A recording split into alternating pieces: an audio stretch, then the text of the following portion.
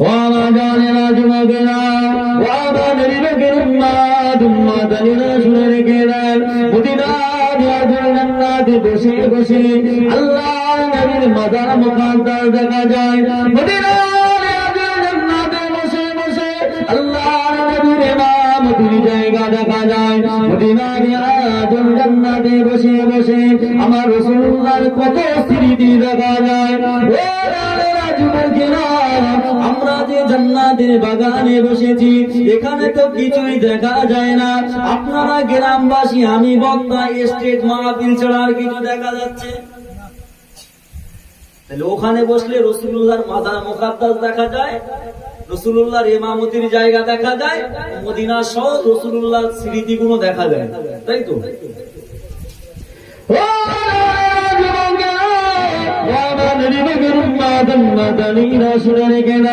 এই জান্নাতের বাগানে বসলে আমরা রাসূলুল্লাহর মাজার মুকাদ্দাস দেখতে পাবো না।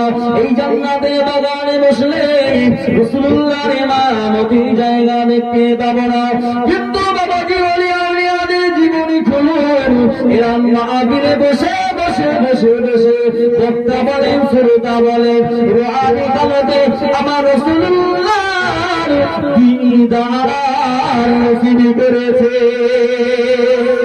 আর একটু জোরে বলুন, আমার নবী বিশ্ব নবী, আমার নবী বিশ্ব নবী, জগৎ জোড়ানা ওই নামেতে দরুদ পড়িলে জোড়াই সবার জানো। নিভে গেল নূরের আলো, নিভে গেল নূরের আলো, উঠবে কি আর ভেসে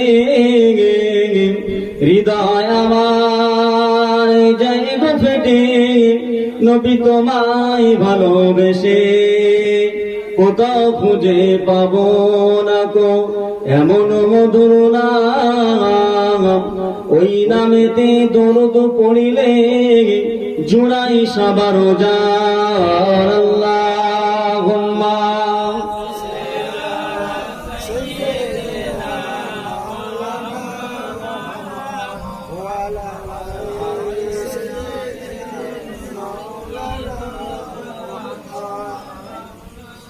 বাবাজি, আপনাদের যে দরুদ শরীফ পড়ালাম আপনাদের কষ্ট হলো? যে কষ্ট হয়নি তো?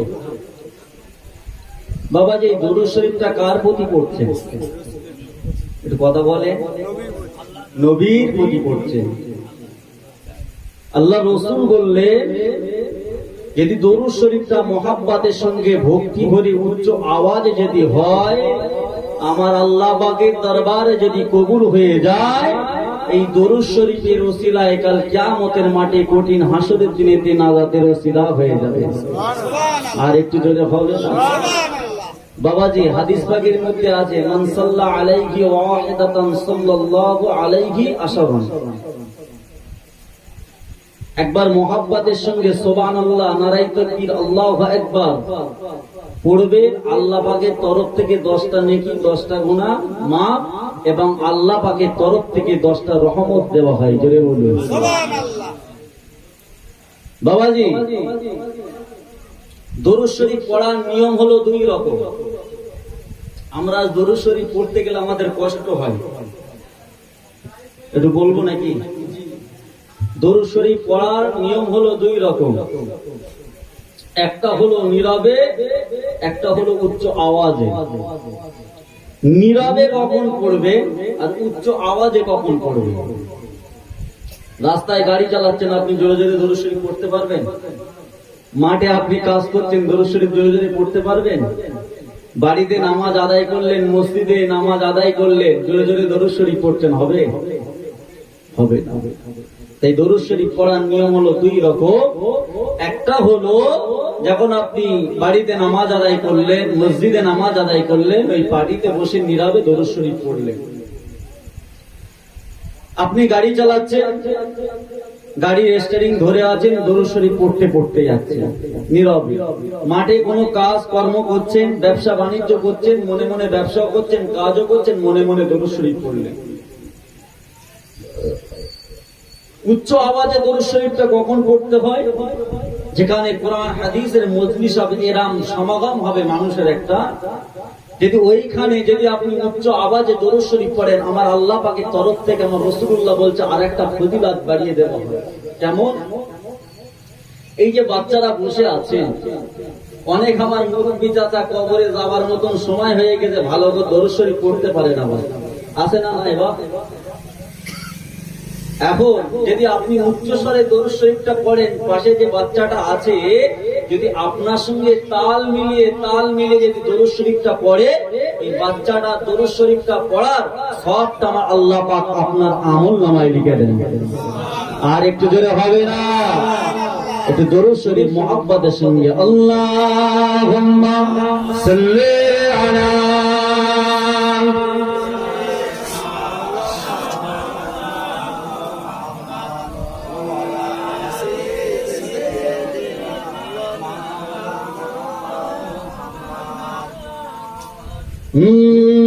Medina Medina Medina Medina Medina Medina সোনার মদিনা।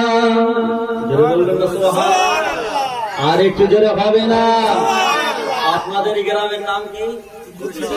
হুদোসে পাড়া। হুদোসে পাড়ার নামের পরে কোনোদিন কেউ সোনার পাড়া বলেছে? হ্যাঁ, আপনাদের রাজীবপুর কোনোদিন বলেছে রাজীবপুর সোনার? আপনাদের এই বারোসাত বলেন, আশপাশে যত গ্রাম আছে, বিশ্বের তাম দেশের দিকে তাকান, কোন দেশের পরে সোনা বলে কোন যোগ দিয়েছে? মদিনা শরীফকে কেন দিয়েছে? সব থেকে সোনার একটা সম্মান আছে না নাই? দামি। ওই জন্য সারা বিশ্বের কাছে আমার রাসূলুল্লাহর খাতিরে আমার আল্লাহ পাক আমার নবীর সম্মান, আমার নবীর দেশকে সম্মান বাড়িয়ে দিয়েছেন। জোরে বলুন। তাই কবি কি বলছে? Medina Medina Medina Medina Medina Medina সোনার মদিনা বলিমা পীর মদিনা তুমি ছিলে অজানা মোর নবীকে লুকিয়ে রেখে ভুলে সোনার মদিনা মদিনা মদিনা সোনার মদিনা। আল্লাহুম্মা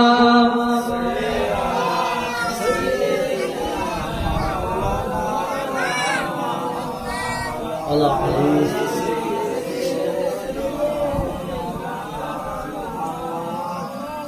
তোমার নূরের চেহারার মাঝে, তোমার নূরের চেহারার মাঝে মুমিন মুমিনা শান্তি খোঁজে। তোমার বুকেতে যত যায় পাপি, তোমার সোয়াল গে ভাই জিনিস পাপি। জোরে বলবেন না? আর একটু জোরে হবে না? বাবা আমি গজল কি উর্দুতে, ফার্সিতে, আরবিতে বলছি? কথা বলেন, বাংলায় বলছি তো। তাহলে আপনারা বাংলা গজল শুনেও কি আপনাদের মানেটা কি বলতে চাইছে আপনারা বুঝতে পারছেন না? হ্যাঁ বাবা, আপনাদের গ্রামে হাজী সাহেব আছে? বাবা আছে তো। কবি বলছে কোন হাজী সাহেব যখন হজ পাকে যান, হজের কাজ সমাধা করে যখন বাড়িতে ফেরে, আমার আল্লাহ পাক নিষ্পাপী করে পাঠান। আর একটু জোরে হবে না? কেমন নিষ্পাপী? কেমন? মায়ের গর্ভে যখন কোন সন্তান আসে, সেই সন্তানটা যখন দুনিয়ার বুকে ভূমিষ্ঠ হয়, যেমন নিষ্পাপী হয়ে দুনিয়ার বুকে আসে, কোন হাদিস সাহেবের হজ যখন আল্লাহ পাকের দরবারে কবুল হয়ে যাবে, আমার আল্লাহ পাক এরকম নিষ্পাপী করে আবার বাড়িতে পাঠাবেন। তাই কবি কি বলছে? তোমার নূরের চেহারার মাঝে, তোমার নূরের চেহারার মাঝে মুমিন